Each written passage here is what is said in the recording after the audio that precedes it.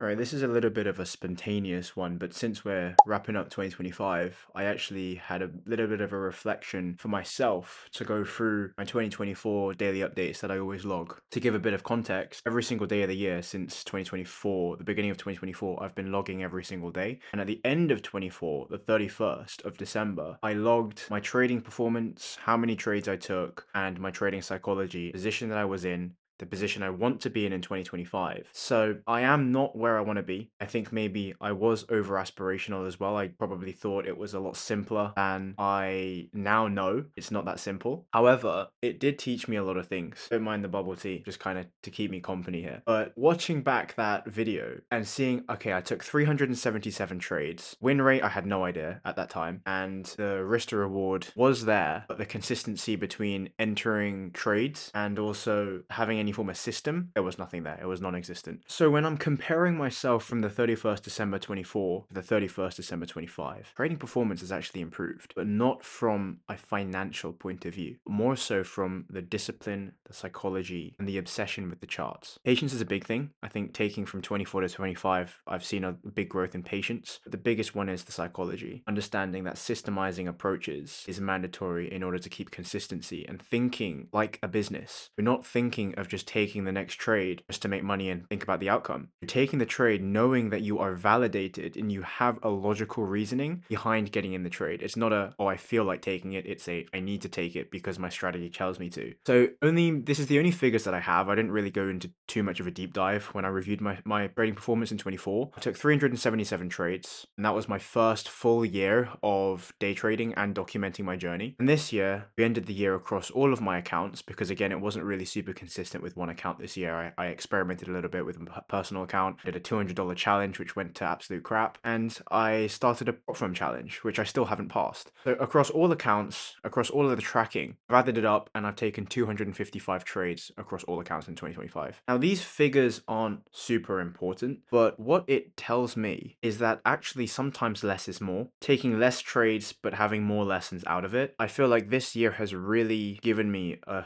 huge amount of perspective in terms of how to manage trade positions, when to look for trade positions, how to get into trade positions, systemize approach. And it's exciting because I feel like I didn't put any time pressure on this year. And it could be a good thing and a bad thing. From one perspective, I feel like had I put a time pressure, perhaps I would have gotten further. But at the same time, if I don't have a time pressure, which I didn't, I've now learned a load of things. So I can't go back and think about what could have happened. I can only go and say I'm proud of what has happened and how we executed on it because progress is progress. I'm particularly happy with the end of Q4, how we started to systemize approaches and create new forms of development in our skill sets. And now the big step for me is actually taking accountability for it. This is when I'm applying some form of time pressure. So this year for 26 is where we're knuckling down, I'm logging everything, I'm taking accountability for absolutely everything. And there are still a lot of things in trading that I don't fully understand, which is why even posting these out to public and having other experienced traders comment or give some form of advice to help me out, because online the trading community is huge. Now I understand you don't know who to trust. There are a handful of really good traders that actually truly give a lot of value out, and that was what I was incredibly grateful for to discover this year. That's basically it. It's a wrap. 2025 has taught me a load of things. I'm extremely grateful for it, and I'm extremely grateful and excited to go into 2026. I've got a lot of things planned in my personal life, and all of it has to evolve around trading because trading is ultimately the only source of income that I will have. 2026 is a year to get laughed at. You heard it here first. I said it. I thought about it yesterday when I was brainstorming. It's a year to get laughed at. It means I'm taking accountability for myself. Doing these videos is only beneficial to myself, and